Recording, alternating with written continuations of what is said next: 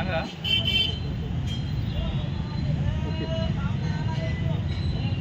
लहरों से डर के नौका पार नहीं होती और कोशिश करने वालों की कभी हार नहीं होती, हे सिद्ध करून दाखवलेलं आहे सोनाली सुरेश थोरात।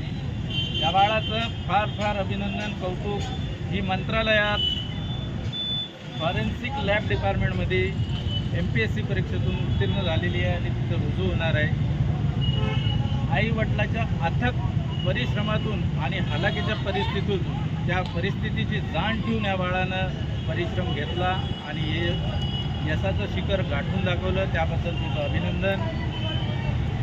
आणि आजच्या युवा पिढीनं तिच्यापासून प्रेरित होऊन MPSC परीक्षेत किंवा UPSC परीक्षेत सहभाग नोंदवून आपलं